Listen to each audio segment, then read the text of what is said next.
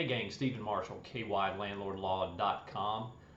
Back with another update, now a few days into the aftermath of the recent order from the Kentucky Supreme Court allowing non-payment of rent evictions to move forward as of August the 1st. And if you're like most people who heard that news, you are scrambling to get notices out to your tenants, the pay or vacate notice. So I wanted to address some of the logistical issues and questions that I'm getting kind of in response to the court's notice. So today we're just kind of getting down into the nuts and bolts so that we can figure out exactly what needs to be done. So first of all, we've got the new order requires all properties that are covered by the CARES Act to give 30-day notices to pay or vacate.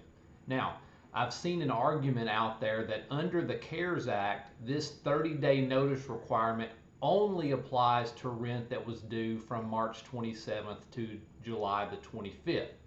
So the argument goes, if the tenant is paid up through July, then fails to pay rent in August, a shorter notice to pay or vacate could be given. Now, I think that argument might be technically correct under the CARES Act. However, that's not the only law or order that applies right now. And I don't believe that that argument is going to prevail in Kentucky because the language in the Kentucky Supreme Court order allowing evictions is blanket. In both sections where it talks about CARES Act property, it states, and here's the quote, 30 days notice to vacate is required prior to filing an action for eviction. There's no exceptions, no restrictions, no limitations on that statement.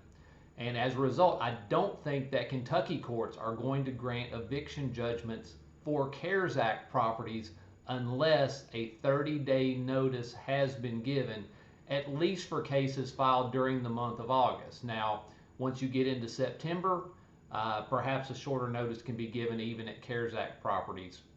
But during the month of August, I think you're going to have to give a 30-day notice to pay or vacate, even if the past due rent does not accrue until August. I think that's the way that things will be interpreted, and that's certainly the safest way to go to avoid further delay. All right, second, CARES Act properties. Please remember that the CARES Act does not allow you to charge late fees or any other fees based on the tenant's failure to pay rent during the period of March 27th to July the 25th. That comes into play now that we're issuing these 30-day notices because you need to make sure your notice does not include any language about late fees or other such charges.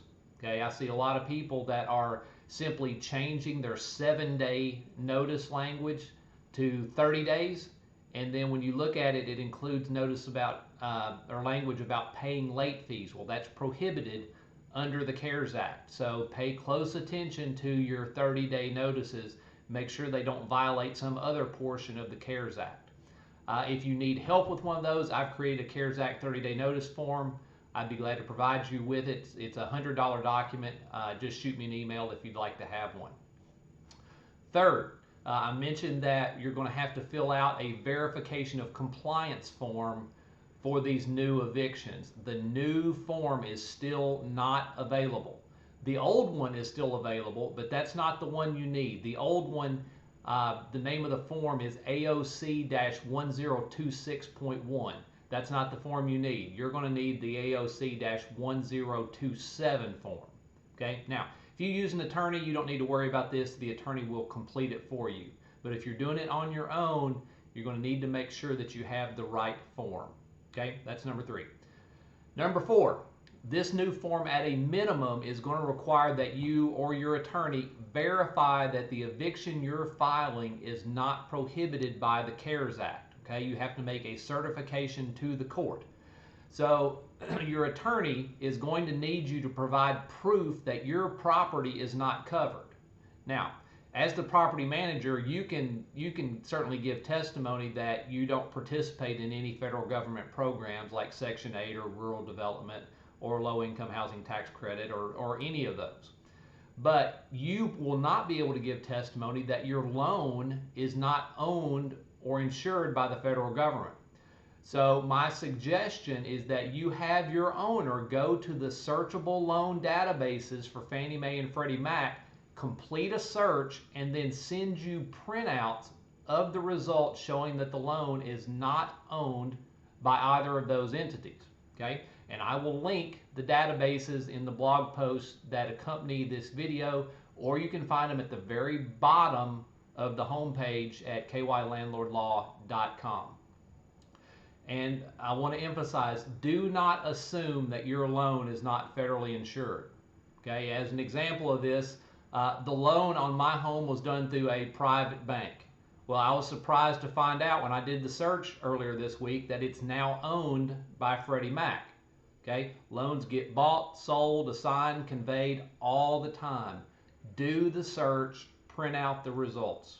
Okay, the last thing that you want is to go into court and not be able to prove that your property is not covered by the CARES Act, because that's going to put you back with a further delay. And then one last thing on this, the search requires the last 4 digits of the owner's social security number. So your attorney can't do this search for you. You won't be able to do the search as a manager without the owner's social security number. So have the owner do the search, print out the search results, and send them to you, and you can send them to your attorney or have them with you for court. All right, that's number 4. Number 5, cases filed prior to the court shutdowns. Those cases will still likely be required to file some kind of document to get the case back on the court's docket for a hearing. It may be the verification of compliance form. Some of the clerks are telling us that the new form will have a box that can be checked for cases that were filed prior to the CARES Act. But it may be something different that you have to file. Okay, your attorney can direct you on that as soon as the local court clerks in your county create a system for it. Number 6, while the Supreme Court's order was certainly good news for rental owners and managers, we are still in a situation where the courts and the governor are in conflict, okay, on the issue of non-payment of rent evictions. I'm very hopeful that that conflict is going to get resolved on Thursday during the mediation in the lawsuit in Northern Kentucky, and I'll update you on that as soon as I hear something. Okay, but let's hope for the best there. Number 7, nothing is passed yet, but again, you need to keep your eye on Congress right now. They are considering the next round or rounds of COVID-19 relief legislation, and some of it is likely to extend the eviction moratorium for CARES Act properties. So we'll deal with that as it comes, but keep your eye on Congress and be aware that that is probably coming, an extension of the eviction moratorium. Again, that'll just be for CARES Act properties.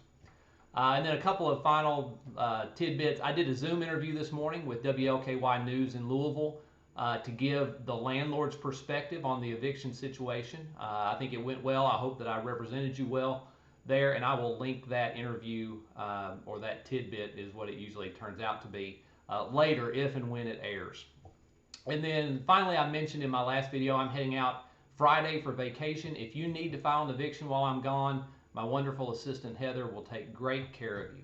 So that's all for today. I hope to have an update soon on the lawsuit in Northern Kentucky, and I hope to report that the governor and the courts and everyone are now on the same page, but we'll find that out later in the week. Have a great rest of your week.